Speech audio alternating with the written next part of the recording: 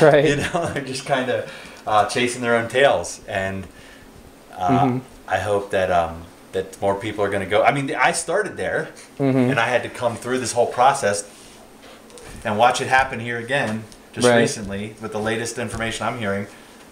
Ron Paul was his campaign was very easily manipulated by external powers, and it just caused all this divisiveness and you know, infighting.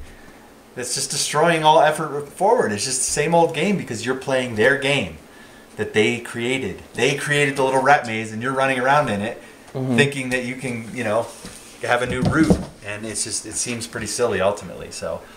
Well, yeah, that's, I mean, we talked about the efforts of the Revolution in March and how that's all turning into another big bag of problems, you know, with Ron Paul not attending, you know, or whatever, just like the fights back and forth about, you know, well, who people going to go, what politician's going to go where. Okay, puppy, enough. Now, normally I could discipline her more and have her stop this. She's going crazy now because I'm trying to have a conversation with her. But yeah, now that we've overcome the tyrant of a puppy that insisted on being the star of the show. But in any case, you know, yeah, there definitely is a lot of infighting amongst some very well-intentioned political movements. I mean, we discussed a long time ago anyway, like what it was like for me to go to the Libertarian National Convention and watch all these people fight each other, and you know, the way that they all just kind of lost sight of what they were fighting over, and then we end up with a guy like Bob Barr in charge, you know, who was a drug warrior and Patriot Act and, you know, all the kinds of other things that he supported, and it's because people got too wound up in their egos and, you know, their personal infeuding, then they started to ignore the bigger picture, you know, and that's what allowed the essentially the representative of the elite to take over. Right, and that's going to happen every time. By my calculations, you know, and I said this at the end of the 2008 stuff, and really started making my moves towards off the grid thinking that we got to take the power back by producing food again for ourselves, right? That kind of thing. At least at the community level. Ultimately, it started with producing for myself, for me, and it led to, well, we can do it at the community level at least. Know where your food comes from within your community. Know where your water comes from within your community. Create money. Know where your key economic resources, and when you borrow money, borrow from a local bank or a credit union or a credit. Yeah, I mean, the idea is know locally. Understand, create an economy of locality so that you know that if things go crazy in the whole world, things can stay relatively stable, and the same for you and your locals. That would be a very comforting feeling. That would be an empowering feeling. Sure. And, you know, there's great people doing work on this. You know, name slipped my mind right. Catherine Austin Fitz. She's been trying to put this thing together. I think I recommend checking her out for everybody. She's working with people with money. These baby boomers have so much money sitting around in their retirement accounts, you know. A group of them getting together can really help a community move forward. They're investing their money into that community for the future, and maintaining their stability of their retirement at the same time. So there's really a lot of neat ways to use the system in place to start creating this. And that's, you know, it goes beyond also the production of one's own food. The productions of one's own energy is becoming more common. You know, my videos about Occupy Flint, you know, they have a little camp there where they have all the light they need. They power their cell phones and their cameras and their laptops completely from the sun. Yeah.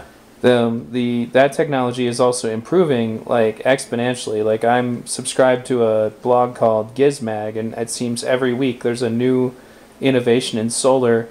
In fact, the innovations are happening so fast that the solar industry can't even keep up with the new and better ways that solar panels can be made more efficient. And now you got to be careful though, because you got the big corporations in cahoots with government now, trying to give you tax rebates and all these things. Well, buy our products, do this, do that, do it that way, so they can keep the market under control. You have things like, we have right 50 miles from here, we have this massive windmill farm. Okay, that's being shipped to Arizona. The power's being shipped to Arizona. So instead of this local town, Moriarty or Estancia, putting up a couple of windmills that power the town, right, we're empowering corporations to put up massive windmill farms to power foreign states. Wow. The whole model is, I mean, people have to, the key is think local. Know, really think this thing through and the economy of locality. Yeah, for sure. And that's so silly. Like, we were discussing that actually after our last video was about like that plastic cup that your dog was playing with, and all the different crap that likely went into that, and all the different places it had to be moved to. Like, you get to end up as garbage sitting. Yeah, to end up as garbage. So much energy expended. That the oil gets taken from this place, and then the labeling gets done on this place, and then and all the oil that's used to ship it to all these different places just to get it to be finished as a piece of plastic that's just going to be sitting in someone's yard. It was actually a plastic bottle or something. Yeah. Amazing how much energy we waste. It is, and it turns into ultimately pollution. That stuff's with some wind and some things that's embedded all over a beautiful landscape. Right. So it's the whole. I mean, and it seems overwhelming, I guess, sometimes. If you haven't thought about much of this stuff and you're being blasted by all these ideas, it can seem overwhelming, but it shouldn't be ultimately if our systems are designed to provide simple services to members of the community without them having to think everything through in depth. I mean, clearly, if you have to spend all your life researching single thing and every product you buy, that's not a working system either. No. But we need to work towards that. Those who are aware now need to help work towards creating the economic structures that make it easy for those who don't necessarily have the time or interest in digging into it at that level. For sure. And as you said, that's an economic opportunity. Yeah, I mean, when you talk about people who can provide these kind of services, helping to do some of that research and providing products and services that are thought through on those levels. Mm-hmm. You're providing a real service to the community in that, and I don't think anybody minds the fact that you might benefit economically from doing so. But you got to wonder how much, like it would cost for like your local county Moriarty, for example, to get their own wind farm set up, and whether or not it would be enough to power here, and if you could have a public works, so to speak, utilizing that technology to provide all the energy you need, rather than shipping it off to Arizona. Well, of course it can work. There are ways to make it work, just like we can print massive trillions of dollars on the federal level and invest it into massive farms, one way or the other, whether it's coming from government or whether it's consolidated power in large corporations. These. Now that we're finished pausing for dog identification again, but yeah, I mean, you said these models. Like, I guess it just seems like you would think that it would be great if your community could be designed to have its own wind farm immediately, its own common farming apparatus, and food production, and then its own water. I mean, you guys pretty much already do have your own water systems through the aquifer. Well, yeah, but there's problems with that as well. You have powerful entities coming in and buying water rights. Mm-hmm. They actually destroy this community in a lot of ways, from what I understand. I've only been here 8 years myself. Right. But going back 20 or 30, ultimately a debate over water rights caused all the old farm families that were existing here in perfectly natural, healthy ways, sustainable ways, I guess is the key, to sell out and move out.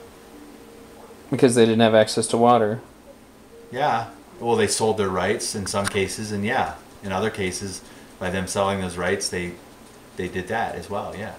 That's, big corporations like Nestle grab that water up and then, end up putting it in bottled water that gets shipped abroad. I mean, it's funny to realize we pay a hell of a lot more for water than we do for oil, for petroleum. Right, yeah. A hell of a lot more. That's Think about what you pay for a little bottle of water and what you pay for a gallon of gas. Do the math. That was something actually Sam Bozzo, the filmmaker of Blue Gold World Water Wars, I interviewed him on my radio show once to talk about his documentary, and he was talking about how we might have world wars in the future fought over water rights. Sure. Water's the next oil. Yeah. It's scary to think about. Colorado is passing laws. You can't catch water now. Can't do water catchment. Mm-hmm. Rain falls. You're not allowed to capture it and drink it. I mean, this is... It's like that crap that Bechtel did to the South Americans, was it? You know, when they took over their local water, they made it illegal to capture your own water, and then they just slowly, steadily raised the water rates. You know, the water bills just went up and up and up and up, and it finally resulted in an armed revolution. Was the only thing that could get them their water back. That's really that kind of comes back to the show I did once about the morality of owning life. You know, some things, you know, I guess it seems as though certain things that are required for life should not be something that can be bought, sold, and traded. It should be understood that these are things that everybody needs. Well, I don't know about that. I think buying, selling, trading is perfectly natural and perfectly healthy. That's my opinion. So that's where we diverge a little there, in that you see something inherently bad there. I'm missing that. And well, it's not in all things. I mean, but do you acknowledge that there are certain commodities that probably should just belong to humanity? I don't know if there's any such thing as truly free anything. I mean, almost everything takes some energy to acquire. And in the whatever energy has to be invested in that acquisition, you ought to be able to trade, you know, for the investment of energy made. So if something was truly free, completely, I mean, yeah, maybe. But I don't know that exists. Well, I guess it's something that, you know, let's say we took the water crisis issue and then we translated it into an air crisis issue. Mm-hmm. You know, what if people were literally buying the rights to air, you know, and would literally suck the oxygen out of the surrounding ecosystem and, you know, put it, basically bottle it up and ship it abroad. Right. You know. Well, I think that can be brought into a property rights issue, I believe. Mm-hmm. It can be handled through property rights. I'm okay with a certain level of property rights.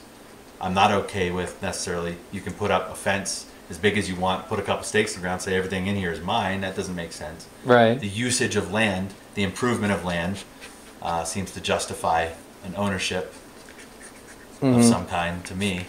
So if the air in that property is being infringed upon, the natural airflow, water flow, whatever it would be that was there is being infringed upon by other property owners in the vicinity, I think you have through property rights you can handle that issue. Say, well, you're actually lowering the value or whatever, my ability to make use of, however you want to look at it. Oh, well, Nestle, like when they drain the water, because they're doing it in Michigan too, they're sucking the water out of our local lakes. And, you know, well, it was on my land when I took it, so it's my water. You know, that's... Right, no, that's obviously a flawed concept. Right, and that's an example of, I think, where we kind of have to go to what I would refer to as green libertarianism, which is to state that the non-aggression principle should also apply to the ecology that we all live in. You know, if you understand what I'm saying. Like, I do. I think it's accomplished the same way by how I just described.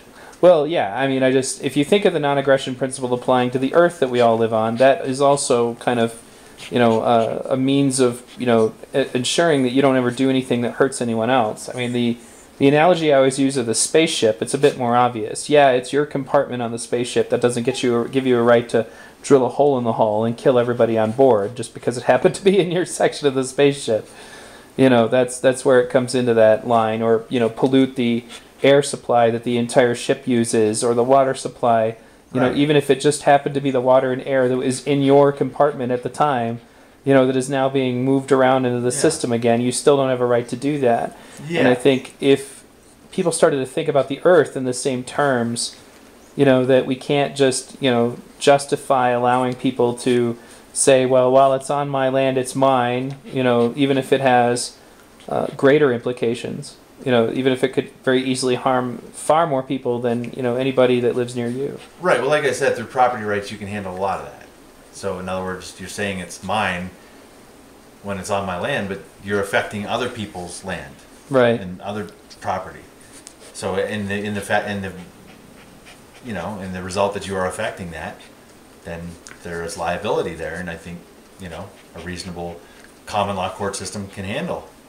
I think liability issues there. I like the idea of common heritage personally. You know, just things should belong to everybody. But yeah, I mean, that concept may have to exist in order to accomplish what I'm talking about. Right.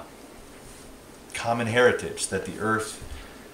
Yeah, I mean, there's nothing terrible about what you're saying at all. It seems compatible. I think we just have to talk it through a little more and know where the line is. Well, yeah, and that's why line and definitions. You know, sure. It's often these topics become a definitional thing. Mm-hmm. Well, yeah, and puppy? So, but yeah, it's definitely I don't know. I seem to think that a lot of those things should just not be tradable. That we should not be thinking along the lines of, well, this is my water. Well, the other side of that, I didn't mean to cut you off there. No, go ahead. But the other side of that is that I think it's pretty clear in human nature that a sense of ownership leads to a sense of responsibility. And if you have this collective owner, there's a really good and old article written on this. It slipped my mind of who it is, but it's a well-respected thinker from the far past. They're just basically saying when you have this community ownership, no one person takes responsibility, and so ultimately nobody takes responsibility. Or, you know, one or two people will attempt to take responsibility, and ultimately I'll resent the rest for not, and say, hell, I'm not doing it anymore. You know, so ultimately there's complications with this idea of shared ownership because that leads to shared responsibility. So there seems like something good and healthy about individual ownership and individual stewardship over your little piece of our shared heritage. Well, I think that at the part of the problem is that when, you know, it comes back to that whole power principle. You know, if I own most of the water rights, then I therefore have power over the people who don't. Exactly. Sure. Well, and that's a system that just kind of heads towards, you know, obviously, you know, there's going to be abuse in that situation, like you see in some of these countries where the World Bank, you know, the IMF, International Monetary, you know, manages to convince these little countries that they have to give their water rights up to corporations who obviously don't give a shit about anybody who lives there. Agreed. Yeah, and that's a result of the consolidation of power, though. Well, yeah. It's after the consolidation of power has already happened. Now they can do these things. But why not declare it immoral that you should ever be able to be allowed to own water, air, you know, things that we need? I don't, you know, this is the interesting thing, and it was proposed, I think, most clearly in that Thrive Movement video, which I think is rather wonderful and awesome. But in the end, he says that this principle of non-aggression, all these great free market principles are really probably pretty good. But how do we get there? How do we deconsolidate the power? And that's the scary area of, do we have to actually go against the principles in order to get to a place where we can implement the principles? And that may be true, and so some of the things you're talking about may be the only way to get there. I don't know. So in other words, we have this whole idea of being aggressive to take away the power from this small group in order that we can give away that power again. And I think shown throughout history that if power is truly taken with the true intention, if power is taken with the true intention of getting rid of that power, if that is, and you can remember to do that, which isn't always easy in human nature, I'm sure. Power is, you know, it's easy, it's addictive. But anybody who has sought power in order to give the power away has been a fairly healthy contributor to the advancement of the human race, I would say. Like George Washington saying he didn't want to be king. Yeah, exactly. George Washington, in theory at least, if he is who we believe he is from that stuff, is definitely a great example of that. Well, I think that personally, I mean, we've discussed, and I guess, you know, it's kind of a full circle thing where we discussed that I think that the best way to take the power away is by just eliminating our need to be dependent upon them as consumers. You know, no longer needing their products as much as possible to, you know, become as independent as possible. And I think that that's kind of like the pinnacle, ultimate example of personal responsibility, as the libertarian would suggest. Certainly is. You know, it certainly is, and it certainly has to work. Right. I mean, they're trying, don't get me wrong, they're trying to tell you can't grow a garden. They really are. This legislation is passed. Right. That's just insane. I mean, but I mean, if a community is growing their own guard, I mean, and I don't know that's the answer anyway. Like I said.